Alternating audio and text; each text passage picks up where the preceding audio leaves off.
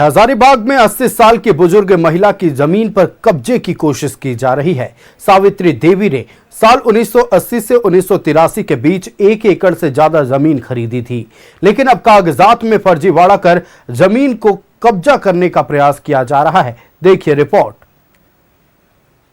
हजारीबाग में जमीन का बड़ा खेल, बुजुर्ग महिला की जमीन का फर्जीवाड़ा,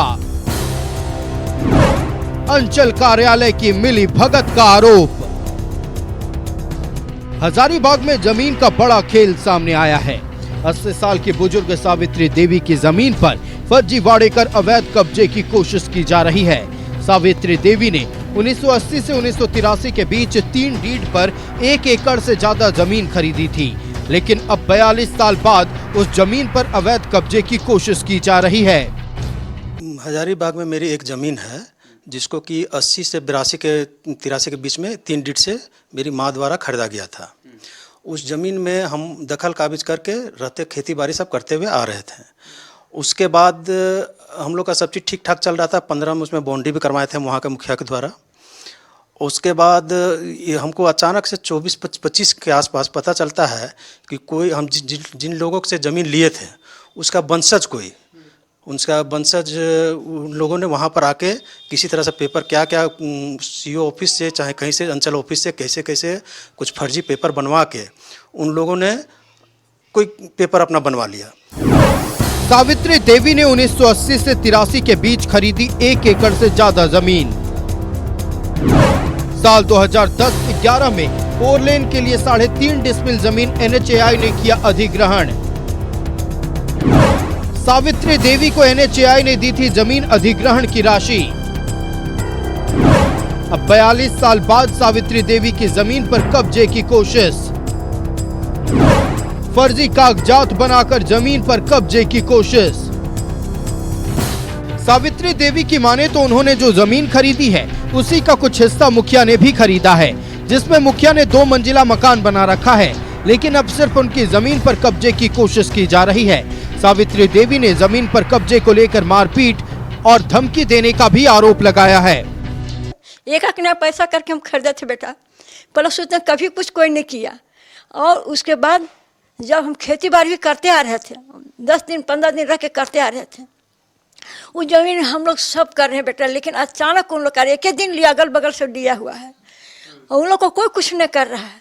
और हमको अचानक जब जाते हैं तब उन लोग धक्का मुक्की करके घर बनवल घर तोड़ देता है बेटा, बनवल तोड़ देता है। क्यों आई है, जानते क्यों आती है, हमने क्यों नहीं आएंगे, इसने कहा कि बेटा उन लोग 10-20 को आता है, एक बैग घर तोड़ने लगता है, भागो भागो।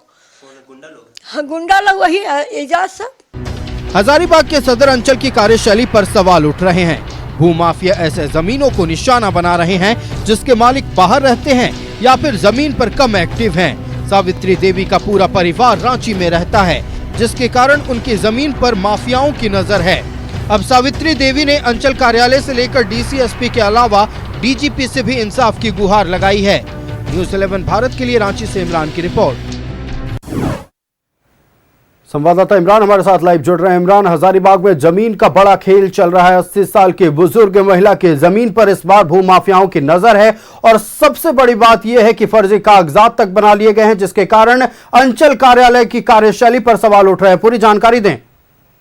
देखिए आयुष, जिस तरह से 80 साल की वृद्ध महिला जो कि अपनी ज़मीन को बचाने को लेकर के संघर्ष कर रही है, या संघर्ष इसलिए हम कह रहे हैं क्योंकि जिस ज़मीन को उसने 1980 में खरीदा था और फिर उसके बाद 2010-11 में हजारीबाग में जो रिंग रोड का निर्माण कराया जा रहा था, उस वक्त ज़मीन का अधिग्रहण भी करते हैं। उस राशि को सरकार की तरफ से जो है सावित्री देवी को दी भी जाती है, लेकिन मौजूदा समय में समय बीतता चला गया और 40-42 साल के बाद अचानक एक व्यक्ति सामने आता है, उस जमीन पर दावेदारी पेश करता है। पहले मोटेशन के लिए अर्जी देते हैं, उसका मोटेशन कैंसिल होता है, फिर से साठ गांठ करके अंचल कार्यालय में उस जमीन की जो है जमाबंदी कराई जाती है और जमाबंदी कराने के साथ साथ रसीद कटवाए जाते हैं। आप समझ सकते हैं कि जिस जमीन पर पिछले 40 वर्षों से अधिक समय तक सावित्री देवी और उसके परिवार का कब्जा था, उनके बेटों का कब्जा था, उस जमीन पर अचानक से भूमाफिया सक्रिय हो जाते हैं और उस जमीन को लूटने और हड़पने को लेकर के रणनीति तैयार किया जाता है।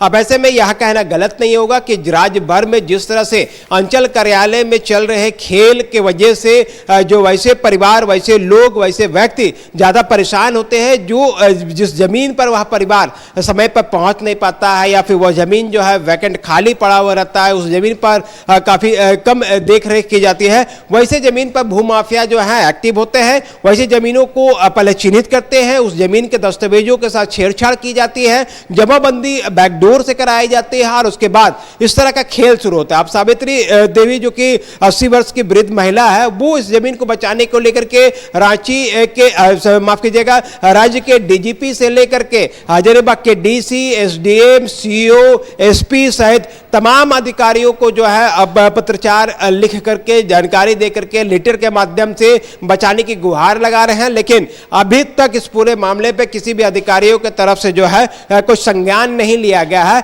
यहां तक कि डीसी के जनता दरबार में कई बार आवेदन देने के बावजूद बेरुखी जो है वो साफ तौर से देखा जा रहा है। जमीन दलाल और जमीन माफिया जो है, जो भू माफिया है, वो सावित्री देवी के उस जो कमजोर कड़ियों को पकड़ने की कोशिश करते हैं, जब वो जानते हैं कि सावित्री देवी ज्यादा समय तक इस जमीन पर संघर्ष नहीं कर पाएगी और उसका परिवार इतना आगे तक नहीं है कि इस जमीन को लेकर के वह ज्यादा लड़ाई लड़ सकते हैं, क्योंकि उनके जो बेटे हैं वो खुद सरकारी एम्प्लॉय है, वो अपने परिवार को पालने पोसने को लेकर के अपने दफ्तर की चक्कर काटे या फिर इस जमीन के लफड़े को लेकर के जो है बार बार सरकारी कार्यालय का चक्कर काटना पड़ेगा। तो ऐसे में इस पूरे मामले को लेकर के वरीय अधिकारियों को संज्ञान में जरूर लेनी चाहिए, ताकि एक विरुद्ध जो देखिए वरीय अधिकारियों को संज्ञान में लेना चाहिए, चूंकि ये मामला एक 80 साल की बुजुर्ग से जुड़ा है, उनको मदद की जरूरत है और लगातार अधिकारियों के दफ्तरों के चक्कर वो काट रहे हैं। उम्मीद है कि बहुत जल्द इस पर सख्त कार्रवाई की जाएगी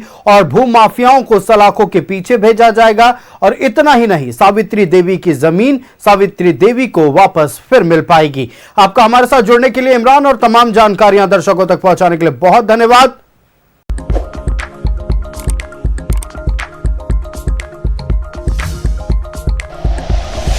like and share videos, subscribe करें हमारा चैनल और प्रेस करें बेल आइकॉन। न्यूज़ 11 भारत, सच है तो दिखेगा।